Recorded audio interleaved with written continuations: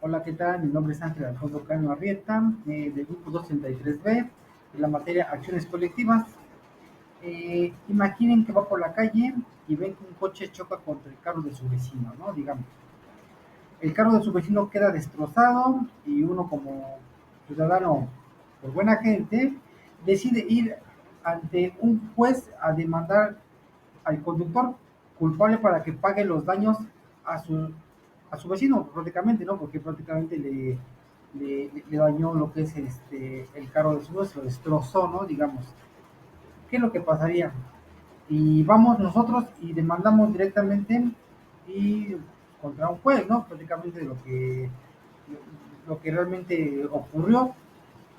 ¿Creen que el juez nos acepte la demanda? ¿Creen que nosotros tengamos derecho, digamos, de ir a demandar y hacer nuestra buena obra para nuestro vecino? Ahí es donde entra nuestro tema de hoy, la legitimación. No es solo tener el derecho de ir a un juzgado, sino ser la persona correcta para ese caso específico. Por supuesto que no. ¿Por qué? Porque no tenemos, nosotros no somos ni parte en cuestión de legitimación directamente del, digamos que del carro, ¿no? Del problema. Nosotros ni nos van a pagar, ni vamos a pagar, no tenemos nada que ver con ese problema. Pero en sí, ¿qué es la legitimación? Entonces, ¿qué es legitimación?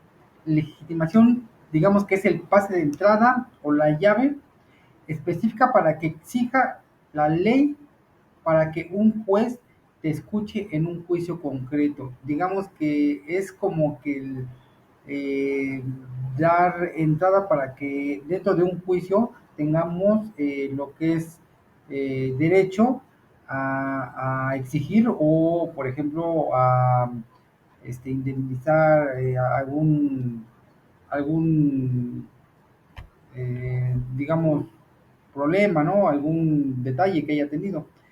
La regla de oro no basta con tener la capacidad legal, ser mayor de edad o estar cuerdo. Se necesita tener un vínculo directo con el problema. Solo el dueño del carro, por ejemplo, en este caso, por ejemplo, el vecino que fue chocado, puede demandar el pago y pues a su vez la persona que realmente hizo ese o afectó al vecino, pues, prácticamente no tiene la legitimación, pero realmente de pagar lo que es el error o el daño.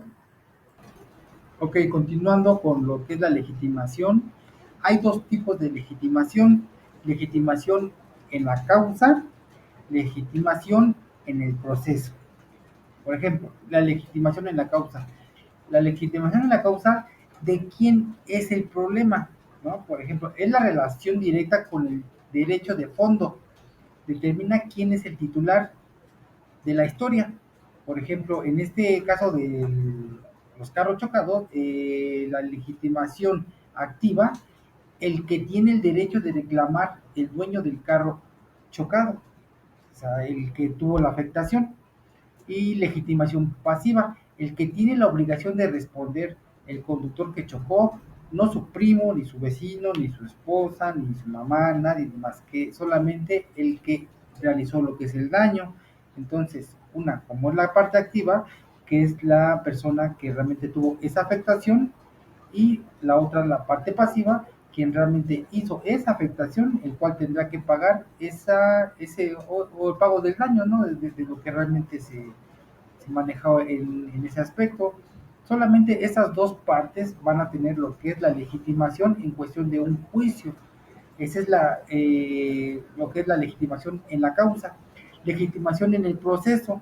La legitimación en el proceso, quien puede ir a hablar con el juez. O sea, ¿quién puede ir a hablar con el juez, no? O sea, ¿quién? Eh, por ejemplo, eh, es la aptitud para actuar dentro del juicio. O sea, a veces el dueño del carro o del derecho que tiene, pues no puede ir o no quiere ir, o a lo mejor manda a alguien más, ¿no? O sea, que él pueda tener prácticamente la legitimación, aunque no sea dueño del carro, que no tenga, digamos, algo que ver con el carro, pero le están otorgando lo que es la legitimación para que ellos puedan tener acceso o en el juicio, digamos, o poder detallar ante un juez.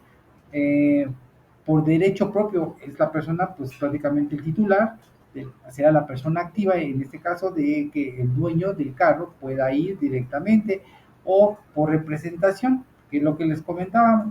Si el dueño del carro es un menor de edad, por ejemplo, pues ¿quién van? Pues su papá, no sé, quien esté representado a la persona menor o que no haya dado como representación.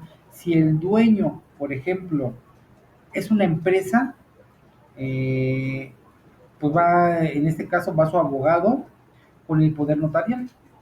Ahí ya prácticamente tendría, aunque no es dueño del carro, sino simplemente va en representación de la empresa para que pueda tener parte en este juicio, ¿no?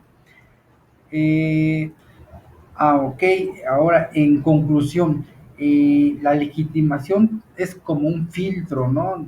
Sirve para evitar que los juzgados se llenen de personas ajenas a los problemas y garantizar que solo los verdaderos interesados resuelvan sus conflictos ante la ley, que ninguna otra persona ajena a lo que es el problema se metan en cuestión de un juicio, ¿no? De que no haya más partes afectadas bueno, no afectadas, sino que no haya más partes dentro de un problema donde nada más se es que es de dos, es de el que se afectó bueno, el afectado y el que afectó esa parte, ¿no? Entonces ya más o menos eh, eso trata lo que es la legitimación, ¿ok? Ok, otro tema que se va a abordar es las acciones colectivas como tal, pero en sí, ¿qué son las acciones colectivas?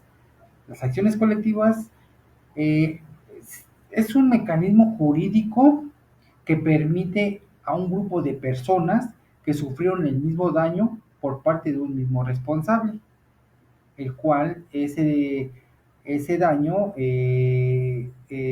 afectó a varias personas y ellos o las personas se unen para demandar juntas en un solo juicio y no que haya tantos juicios. De aquí a acabaran los juicios, pues sería demasiado, ¿no? Entonces, esas acciones colectivas se reducen en un solo juicio, pero de todas las personas afectadas que tuvieron ese daño, ¿no? Ya habíamos hablado de lo que era de la minera, ¿no? De afectación que hubo a poblado o varios poblados, ¿no? Porque realmente se esparció por el agua, por el aire, algo natural que destruyó, no sé, vegetación, que pudo destruir varias especies, ¿no? Naturales, en cuestión de animales, flora. Entonces sí es algo que realmente hace una afectación grande, que tiene daño a lo mejor ya irreversible a varias personas que realmente se unen para hacer una acción colectiva, una demanda o una sola demanda de varios afectados, ¿no? Ese sería más o menos un desglose de una definición de una acción colectiva, ¿no? Lo que realmente significa la acción colectiva. Ok, más o menos a cuántos de aquí o de varios lados nos ha fallado el internet, ¿no? Y no demandamos, ¿por qué? Porque pensamos que era una pérdida de tiempo, porque prácticamente digo, ¿qué voy a demandar por algo que me falla el internet? Pues prácticamente pues lo dejo pasar, ¿no? Pero si no nada más es para mí y son varios afectados, pues sí es de pensar, ¿no? Más o menos se explicará o será una herramienta legal que se creó crearon los ciudadanos para solucionar este tipo de problemas, ¿no? Digamos, por ejemplo, imaginemos que una compañía de refrescos vende latas que vienen a la mitad, o sea, destapas la lata y a la mitad no tiene lo que es el refresco, ¿no? O sea, prácticamente viene a la mitad del vacío, ¿no? Si tú vas solo a demandar por los 10 pesos que perdiste, gastarías demasiado en abogados que lo que vas a recuperar. O sea, prácticamente sería una pérdida de tiempo si tú vas directamente y vas a demandar porque prácticamente en tu refresco venía la mitad. Entonces, pues no tendría mucho caso, ¿no? Pero ¿qué pasaría si de esas afectaciones 10,000 personas se unen porque realmente tuvieron el mismo problema? La demanda se vuelve gigante, el costo se divide y la empresa se ve obligada a responder. Eso en una acción colectiva, la unión hace la fuerza. ¿De dónde vienen estas acciones colectivas? ¿De dónde vienen? Bueno, tres grandes etapas. Época antigua, época moderna y época contemporánea.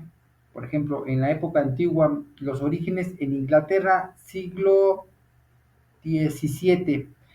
Nació con el llamado Bills of Peace, que significa proceso de paz.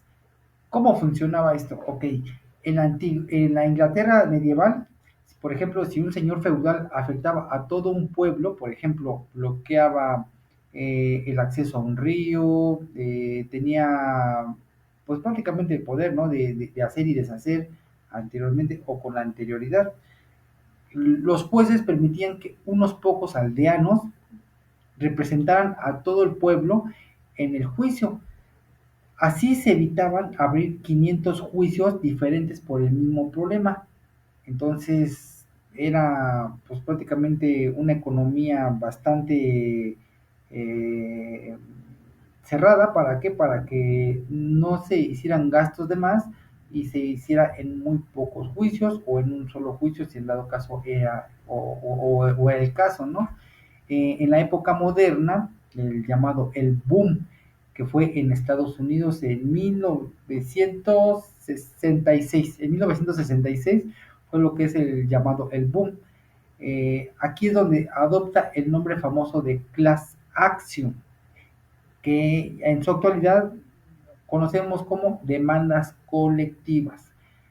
¿Qué pasó en 1966? Ok, Estados Unidos modificó sus leyes, la famosa regla 23. Esto permitió que las demandas colectivas se usaran masivamente para defender los derechos civiles contra la discriminación, la salud pública, contra las tabacaleras y el medio ambiente. Se convirtió en el modelo que inspira al resto del mundo. Ese fue en la eh, época moderna. En la época contemporánea, expansión global y Latinoamérica. Entre los años 90 hasta la actualidad, la llegada de países como por ejemplo Brasil, Colombia, México y la Unión Europea se dieron cuenta de que los ciudadanos estaban indefensos ante las grandes corporaciones, que pues prácticamente no teníamos una oportunidad contra empresas grandes donde podíamos o quisiéramos, no sé, demandar o algo, pues prácticamente pues uno solo pues no podíamos hacerlo, no habría ese equilibrio donde realmente nos hiciéramos valer, ¿no? Donde se escuchara o nos escuchara, ¿no? Hoy en día se unen principalmente para tres cosas. Uno, consumo, fraudes financieros, aerolíneas que cancelan vuelos masivamente, productos defectuosos, ¿sale? Es consumo, bueno, consumo prácticamente, ¿no? Medio ambiente, contaminación de ríos, playas por industrias, todo tipo de